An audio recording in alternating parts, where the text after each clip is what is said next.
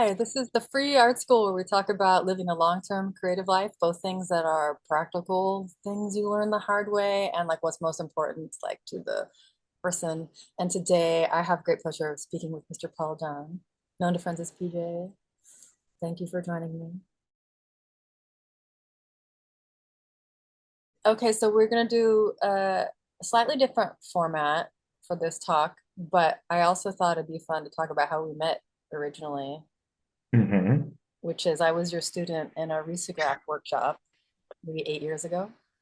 So, Yeah, at the very least. Yeah, you were maybe one of the no, I think it was 9 years ago at this point. okay, Maybe even 2016 maybe even at the Riso room at the Elizabeth Foundation for the Arts. yes, exactly. Where I And was teaching. you were very nice, but I could tell you were like, I don't know if I trust this lady.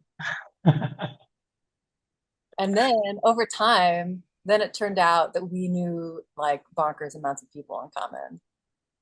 Yes. Everywhere I go, I use your name as a calling card if there's any like risograph printing. I'm like, oh, Peter.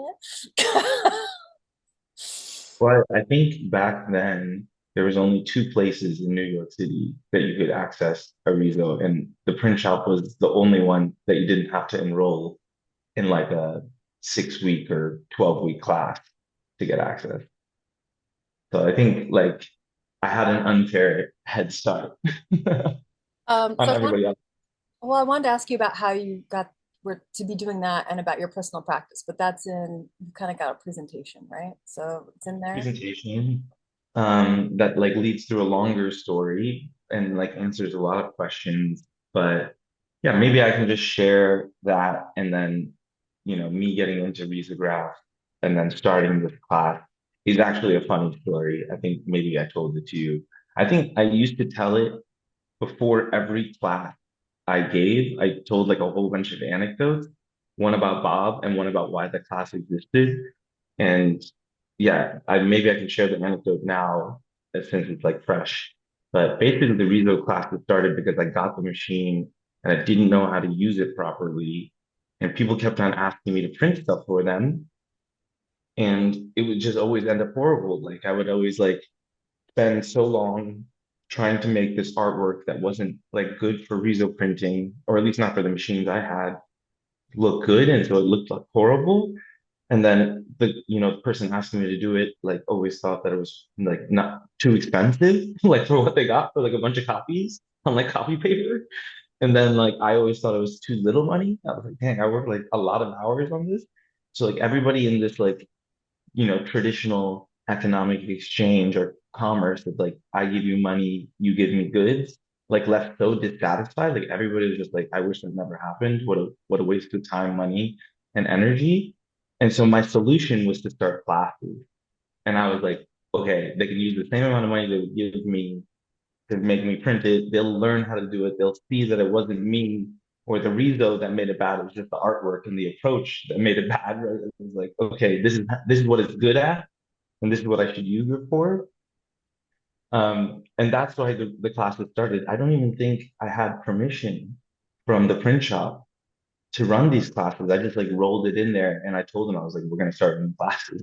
It's This is like, the yeah, Robert Blackburn printmaking studio yeah, shop. exactly. Yeah, I like demanded that they host these classes. And then, 2 years later or a year and a half later, like I demanded like a studio in a very polite way. I asked for it, but I was pretty stern. And then they gave me the studio that Endless Editions used for 7 years. Well, I wonder if you, I mean, I think maybe not everybody understands what risograph is, but is that in your presentation? It's basically like a copier.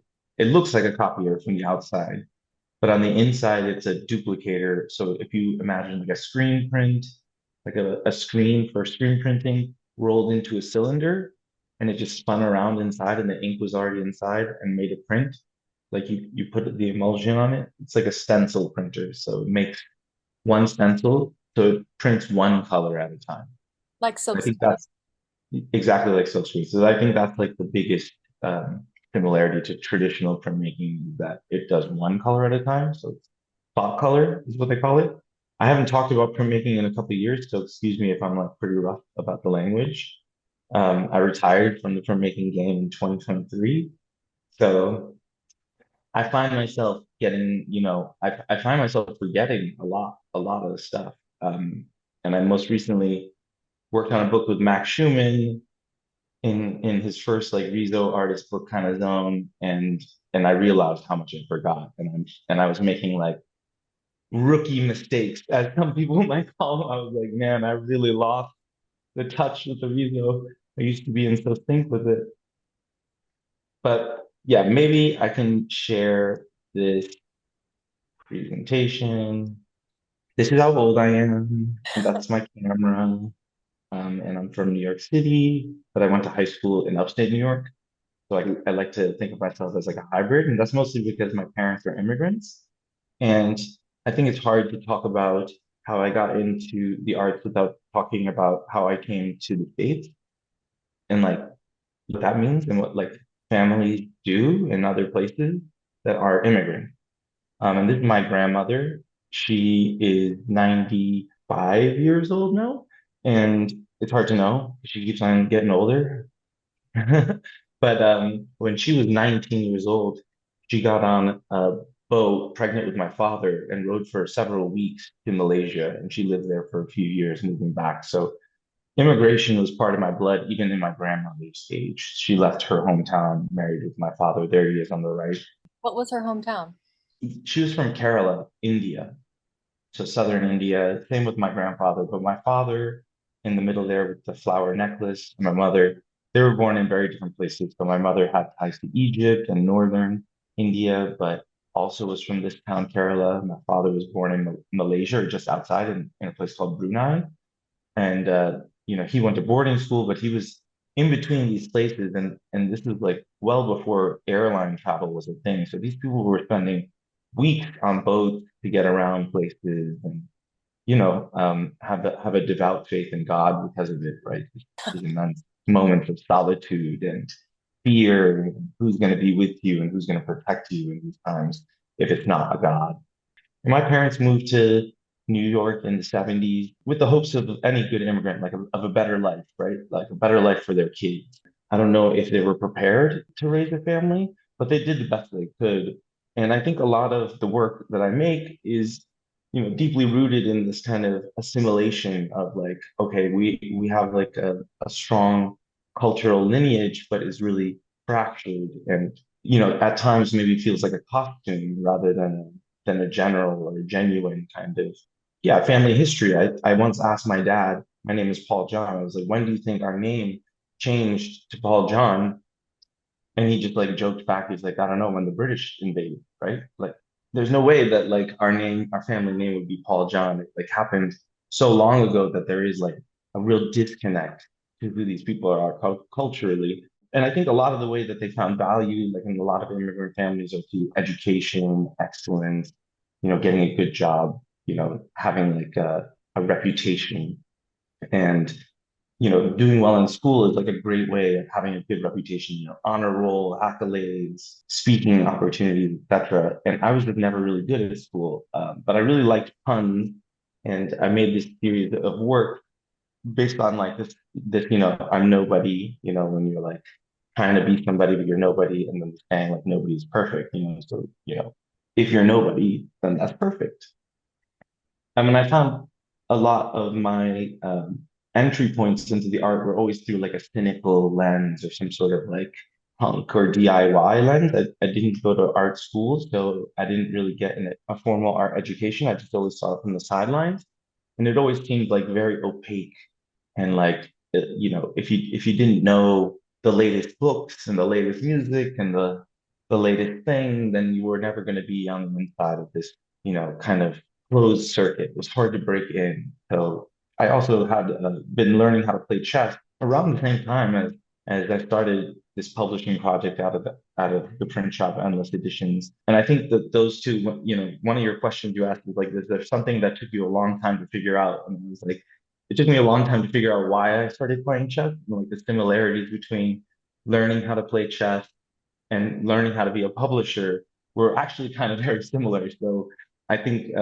while held those things as two very different things at the time, looking back, I'm like, wow, like it was so much entwined, publishing and playing chess and being bad at kind of both of them at the same time, but still persevering in a way. Um, How old I'm are just you thinking at that point? these when I started playing chess, Publishing and chess, like what age are hmm endless editions, I think I was 29, you? Okay. and I started playing chess when I was 32, Okay. and I'm still bad at both of them.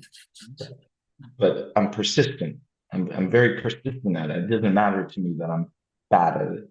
Some of these works, were done in collaboration. I think I include these images here just to show that, like, I wasn't a graphic designer. I wasn't a bookmaker. I had no formal training in either. I was an apprentice at the print shop. I learned how to shoot film in high school, but all of this stuff I just do because I know that there's a way to do it. I develop all my film in my bathroom in this blue bucket, and this is how I did it in high school, and this is how I do it today. I scan all my negatives myself. I shoot like a lot of multiple exposure images, without looking through the viewfinder. A lot of the work is after I'm done shooting it, developing and scanning it. It's looking through the rolls and trying to figure out where these images are, what time of year they happened, kind of almost like a diary, like looking back and being like, oh, what was I doing in a visual format that's also kind of psychedelic. You're not looking through the viewfinder when you take these pictures, you're just holding the camera at your chest or something and snapping. Off the hip usually, but yeah, very rarely through the viewfinder. So yeah, sometimes I'll like set certain parameters, like I'll focus to a certain focal point, and then I'll just keep it there and hope I never change the focus either. But yeah, most of the time I'm not looking through, and a lot of the time I shoot these images, it's like on a walk. So I try to finish it in like the 20 or 30 minutes or 1 hour or in one day. So it's like easier for me to categorize them when I look back at them. But it is a lot of like puzzle making. And, for a while I was translating these into book formats, playing with different book formats and using scraps from the publishing project, kind of like reiterating the same image with different colorways.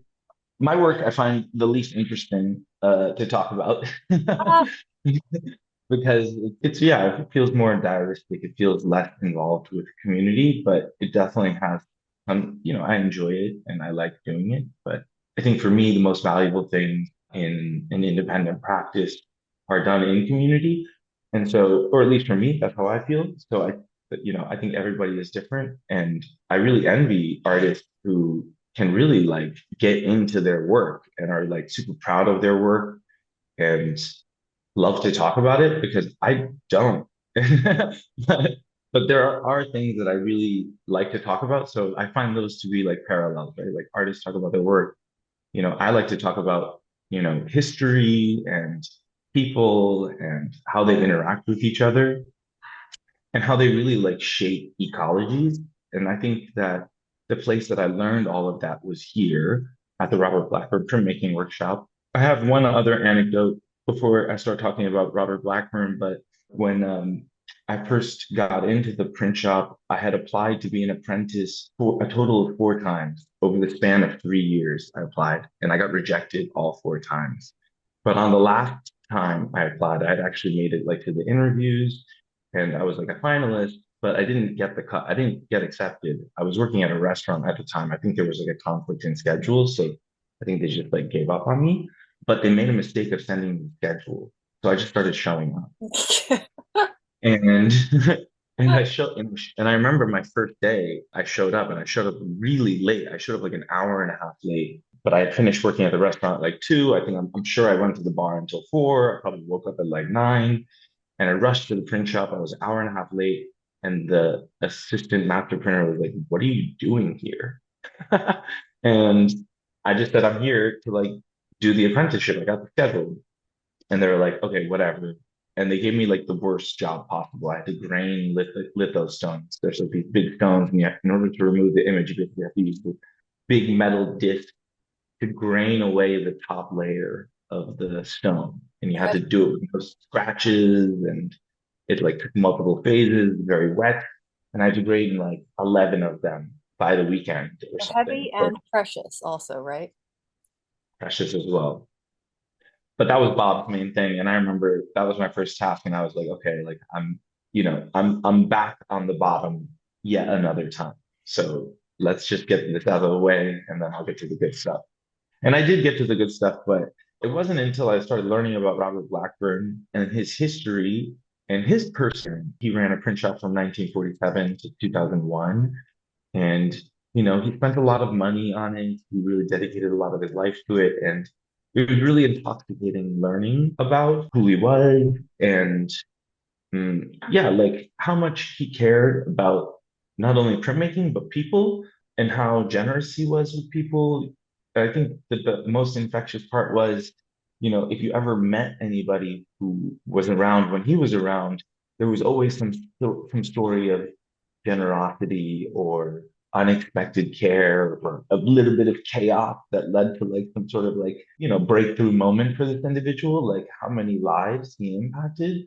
That was really like the exciting part. And so printmaking to me really didn't become the thing, right? I was like, okay, yeah, he was an excellent printmaker, he was a master printmaker, and people are learning about his work. But like when people heard Robert Blackburn, it wasn't his artwork that people were talking about. It was like him. It was like what he did as a person, and he gave to his community.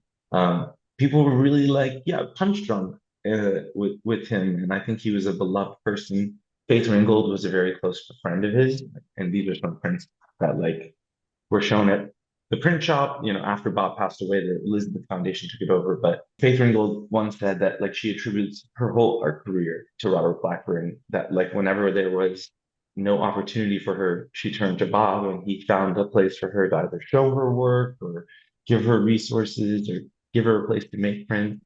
And Bob also won the MacArthur Genius Award in 1993 or 94, I can't remember. But again, like most people, most artists, most people take that money and like, finally resolve their own personal lives, right? And he just donated it all back to the print shop. He spent every dime of it on the print shop, which is just like, yeah, a testament of like his wealth was inextricable from the community that he built. And, when I entered the picture, after I grained all those lithostones and I did all the boring jobs quickly, I learned that, once you get done with all of the, mundane, boring tasks like painting shelves or sweeping the floor, then they got to give you something good to work on. So ultimately, I got to work on these editions with artists like Chicago Booker. I got to work on editions as an independent artist with like American artists, with Basira Khan and Glenda Lee Medina.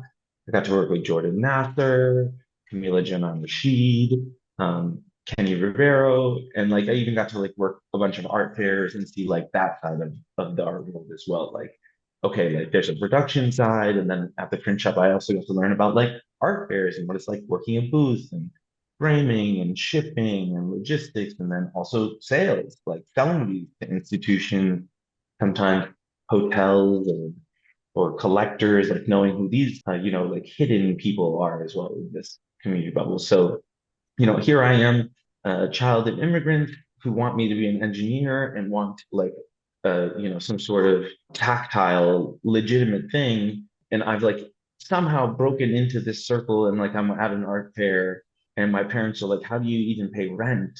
Like all you do is do all this weird stuff. Like you're on food stamps, but you have an American Express card. Like make it make sense. Or you're on Medicaid and but you have like you travel all over the world. Like make it make sense. How does this work? And I know that this is jumping around a little bit, but I think all of this stuff happened at the same time. So it's hard to talk about one thing as if it's happening separately than another because as I'm wearing that suit, I'm teaching Mariah Riso printing, Yeah. like at the same time, right? Like I probably finished teaching a class and then the next day flew to Miami to install this thing.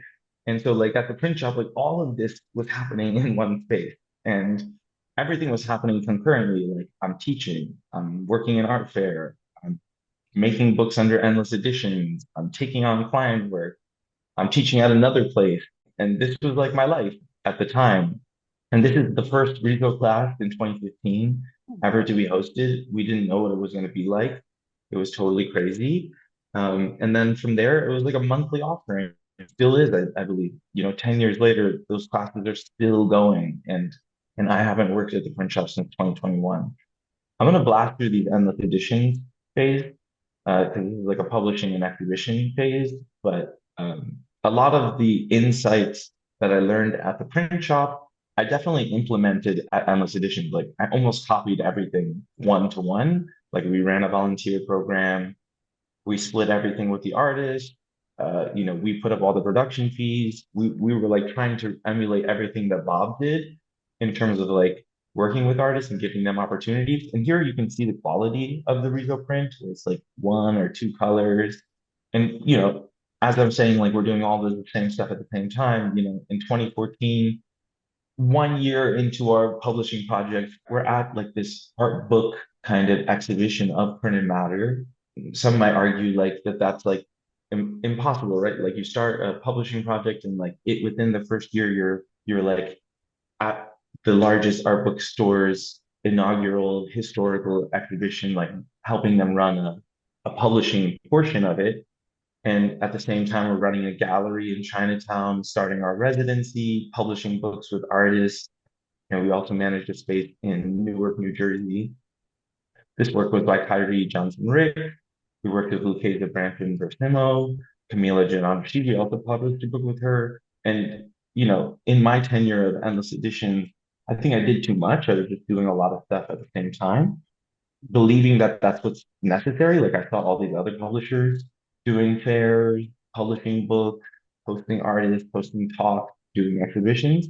So I was like, okay, this is like normal. This is what a publisher is supposed to do.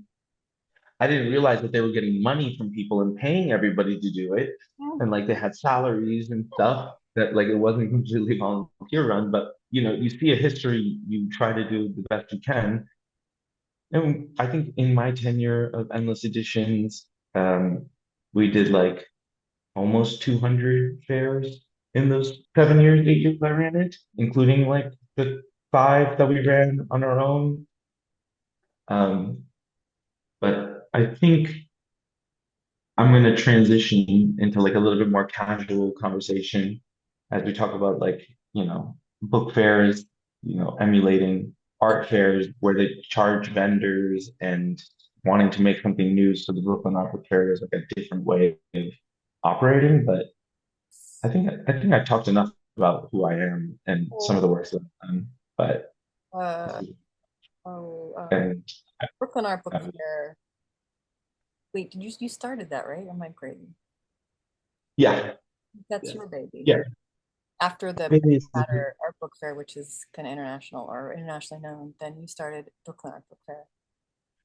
Yeah, the Brooklyn Art Book Fair, definitely lesser known, definitely lesser attended and smaller in every way. But there was this book I didn't mean it like by, that. no, no, no, no, no.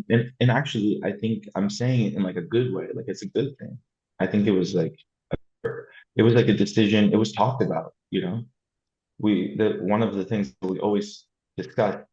It's funny, you put together an event and people come to it, and then all of a sudden other people want to have an opinion about it. People that didn't work on it at all, like you hear like all these opinions, like, oh, you should do one in Atlanta, you should do one here, and then you tell them like what the mission and how it operates is, and they're like, oh wow, why would you do that? And I think the Brooklyn Art Book Fair only existed because um, I had done like 60 some odd fairs in 2 years or something like this. It was like almost two a month for 2 years. I did fairs, and Ooh, a month. yeah, almost. Like sometimes I would do like three in a weekend, and it was like crazy. I would like hire people and like send people around. And even the ones I went to, like it was hard to break even. Like it almost became like breaking even was the goal. And I remember sitting in like Berlin or something, and like one of the organizers of the fair came over and he was like, "Hey, can you pay us the table fee?" I'm like, "For what?" Like I haven't even sold a book. Like, what is this place? And I was like, it like dawned on me. I was like, am I like paying for these guys to run a fair? Like, are we the finance model for these guys running the fair? And I was like, why am I donating my books for like other people to have a fair? And I get it. There's exposure, new audience, relationship building, meet new clients kind of aspect to theirs as well. But Yeah. I remember being really peeved about it. And this is when I was like, not so aware of all the goings ons in the arts. Like I was just not experienced enough in the arts that like upset me. And so what I did was what I thought that like Bob would do or something, like I was like, okay, if they won't make it, then maybe we can make something different. And the goal of Brooklyn Art Book Fair was to like have like a guaranteed minimum salary. Like if you do the fair, it's free, and we're going to guarantee you a rate. Like you do the fair, you make X amount. And I think it was like a really silly small amount of money. I think it was like $30 an hour for 9 hours. We're going to give people like $300, a guaranteed income of 300. And in the first 2 years, we didn't do that. But in the third year, we like sent out a survey. I was like, okay, we've fundraised enough money. We sold like enough editions of this fundraiser edition. We have like a surplus. We can actually try to do this year. And so at the end of every fair, we walked around to every table and I physically handed them a survey and I was like, I'm gonna be back in 15 minutes to pick the survey up. And so we would get like 95% survey results and we'd look at it and be like, yeah, how much money did you make? How satisfied are you? Notes, et cetera, et cetera. And we'd like walk through, we'd synthesize it. This is like pre-AI. This is like we didn't even send it out online. We like handed out a physical I don't know. That's paper. sometimes more effective. Look them in the eye. Yeah. I was like, I will be back to come and get this. And we would go and pick them up and we would like be like, okay, we'll give you 10 more minutes. And people would like scratch whatever they did. And so in the third year, we asked, we're like, hey, did you make this much money? If not, and you feel comfortable, send us a note and we'll send you a Venmo to like make you sure you earned at least that much. So and then when, that was the third one was the last one we did in real life before the shutdown. And then on the first online fair that we did, that we just had to like come up with from scratch, we saw everybody's income. So we didn't even have to ask. We just took the surplus and like gave it to them, like automatic. Here you go. Here's your payout. So that was like the goal of the book fair was like, can a fair exist where it actually supports the vendors, where it like actually feeds them. We were able to like feed everybody the first time. We were able to like provide transportation budgets for our performers and their people who did like larger installations. But yeah, I think it was like a test. We were like, can this exist? And now that, I passed on the fair and the publishing project to like a new group of leaders, future leaders or current leaders, they hold a lot of these ethos still really close to heart. And I have to remind them that like, these are just ambitions. They don't have to be like we didn't succeed every year, like so be gentle with yourself. Yeah, and it also seems like I have all these questions about what's driving you to be working so hard for so little in terms of like the sustenance you need to live in life. It seems like it's a real young person's like workload. I mean, yeah, I guess I was, yeah, I used to be young. I used to have energy. Well, I've been talking Um, to a lot of people, and we're talking about how you can work 80 hours a week when you're in your 20s and 30s, and then like around 40, you got to start taking care of your body a little more, or it will break down on you. Totally. I think that that's an excellent point. And it's like a lot of things, people tell you things, you know, people tell you like file for retirement or like, they tell you things, but until you start doing it, you don't really know what the hell they're talking about. And definitely with age, yeah, when you get like late 30s, early 40s, I definitely think you know, when I was younger, especially when I started on these editions, I worked every day of the week. There was like 2 years where I worked 7 days a week at the restaurant, at the print shop, and then the studio. And like all of 2014 and half of 2017, it was like between like three locations. It was like Newark, New Jersey, Chinatown, Midtown, New York was like on the editions, and then I worked in the East Village, and I lived in Jersey City. So it was like how I mapped like all of those studios and like inventoried them and like figured out what was where. And it was like, we weren't project managers, we weren't anything. And I think about, yeah, like I was young, I was like energetic. I think also, you asked about motivation. Yeah. I think like so much has changed in terms of like culture. Like we just think about 5 years ago with like the movement for Black Lives. Like we don't hear as much about like police assassinating Black people anymore. We hear about other horrible things, but conversations about justice and equity don't need so much introduction anymore. Maybe people don't know about it, but they've at least heard about it. And documentaries like 13 and the public perception of Project 2025 and stuff like that. Like a lot of the stuff is more accessible than it was in 2014 and 2010 to 2014.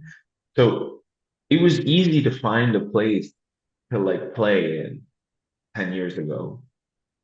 And because you didn't see many people, playing in that place, I felt almost like I felt like it was almost like an obligation. Like we had to like introduce, equity or at least like representation into the art book worlds, into the print shop. We need to like flatten education. So it was easy to stay motivated back then because it felt like we were doing necessary and needed. Like we also found like an audience really quickly. Like we found a lot of people who were interested, who had similar ideas. We were able to, cross disciplines and like go into like PhD candidates and scientists. It was really easy for us to find people that wanted to collaborate. So I think that's what kept us motivated and me particularly. But yeah, I also think that there was like a lot of like fear and like haste in those moments as well. I think looking back, I wish we took more time and we like planned more and we actually like kept a calendar. I don't think we ever kept like a team calendar until like 2019, It's We definitely had like a trade-off. You can't kind of got to learn that stuff the hard way yourself. Like you don't learn the value of the calendar until you've been screwed over so many times by not having a calendar. exactly like the calendar is such a boring but necessary, Oh, boring. so boring, like could possibly the most boring thing to do. Oh, taxes, But the small business taxes are right up I there. yeah, small business taxes, but at least you get to be a little bit clever and you get to do a little risk assessment. You're like, all right, I'm how close am I going to fly to the sun this not gonna year? ask no questions. No questions. Um, But I guess scheduling is also kind of the same. You're like, you know what? I'm in back-to-back meetings. Like, let's go. Let's do this. Let's do this podcast in the middle of it all. yeah. Well, what kept you applying? Like on a real basics question, like what kept you applying for the internship at the Robert Blackburn printmaking workshop? Like, what'd you do when you got denied so many times? Yeah, you know what? Like, I think this actually answers a question that you asked as well. Like, was there something that took you a long time to realize or like regret about? And I think for me, I like came and visited the shop and I saw that there were like a lot of white people there. And I thought that it was like run by a black guy, right? Like an Afro-Caribbean guy. I hear all these tall tales of like all What these year? like this would have been like 2010 to 2012. Yeah. And so like Surprise. yeah, I was like, I should it doesn't matter if I have no experience. Like I should be allowed to be here, you know?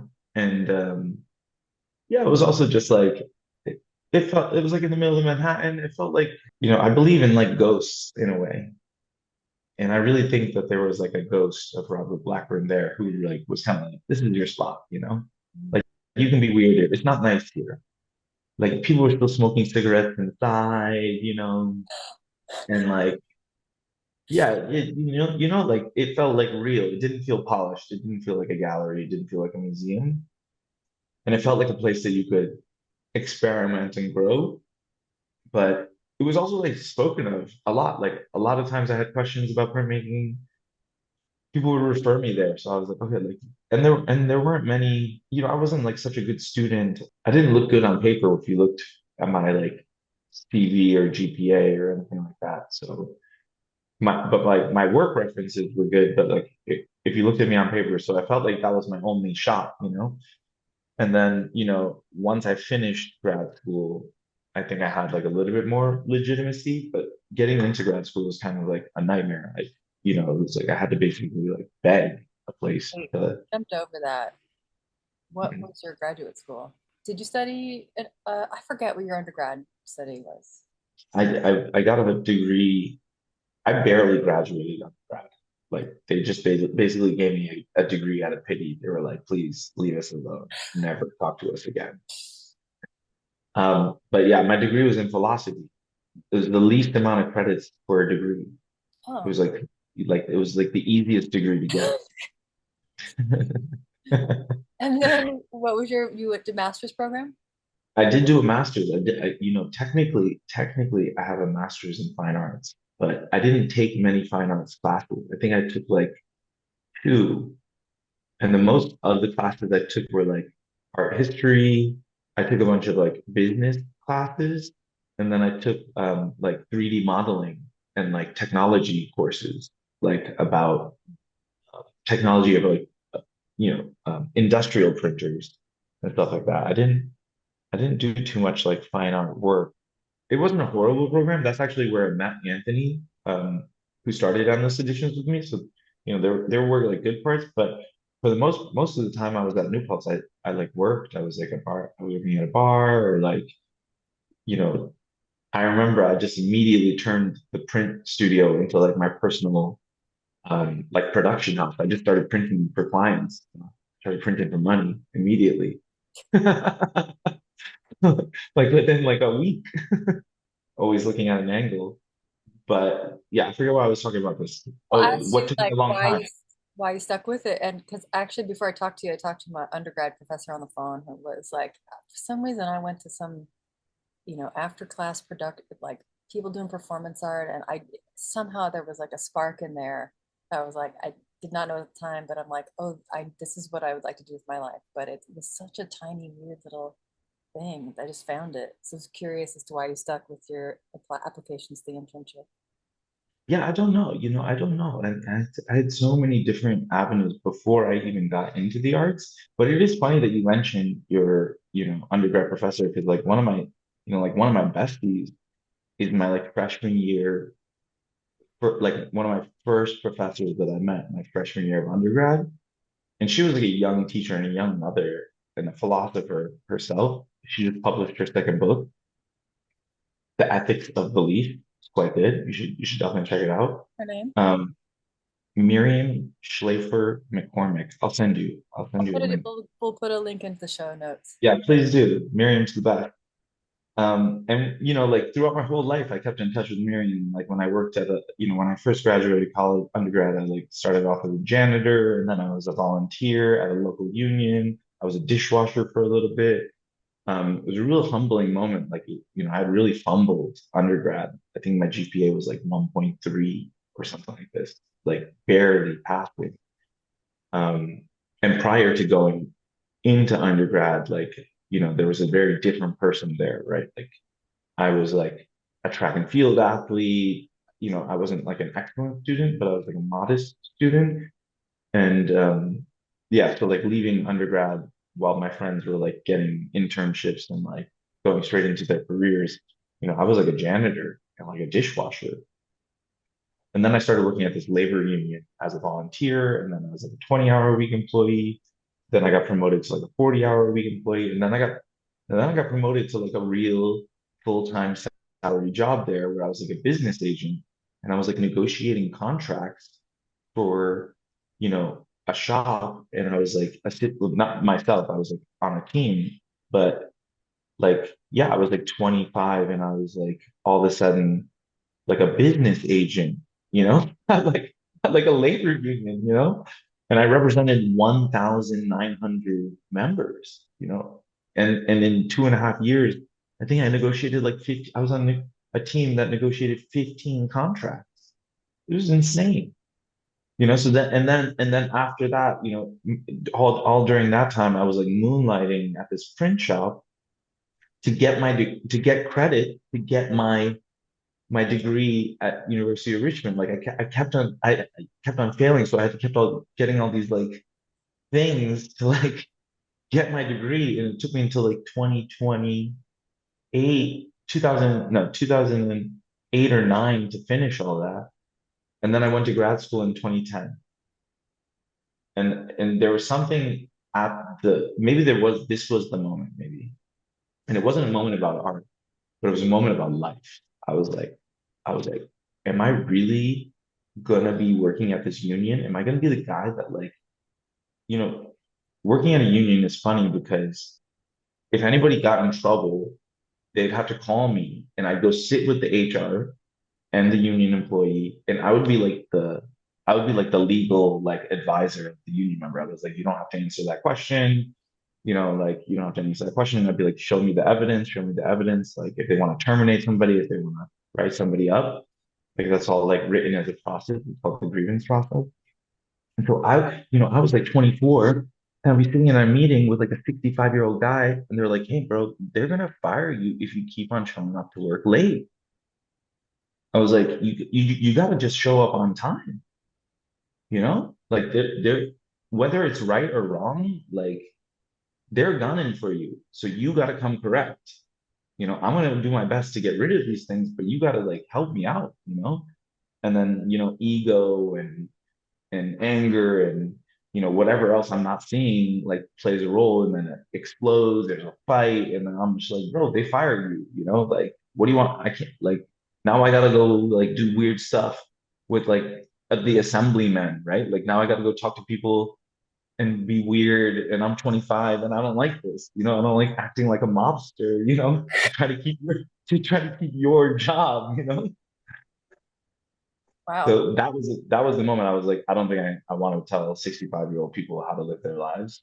And I don't want to be responsible for all these people and their contract. So I need to figure out something else to do.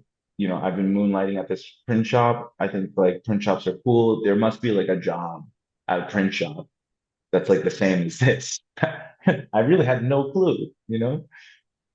Who knew that being a printmaker would be like the least lucrative, most labor part of the art? you know, it was a huge mistake. I kind of like that story about working at the union, like begs the question, like, is there something you learn there that you apply? Or like in my case, situations like that just make me so pissed off and make me want to go so hard away from them that that's the lesson I got as a motivation to pursue something else. It definitely taught me how to like talk to people. And it was a hospitality union, and I was simultaneously a bartender and a server at the same time. Mm. Yeah, I think the union and hospitality taught me patience, along with printmaking, but like taught me like an extreme amount of patience, but then also like how to like calm a situation down. Like, it's all right. Like, there's no need to make a big kerfuffle about this. Like, we can come to an answer. Like, we can figure this out. Like, it's not, you don't have to get so upset. It's just a plate of French fries, you know? Stuff like that. Like, all right, it's just art, like, it's like not like do or die here. I get it. Like, some stuff is irreplaceable, but, it's okay. That's why I tell people, like, nobody's gonna die. It's just art. It's supposed to be fun. Yeah, it's supposed to be like illuminating, you know, inspiring. It's not supposed to be like stressful. You got any more Yeah, like, final yeah. thoughts for us?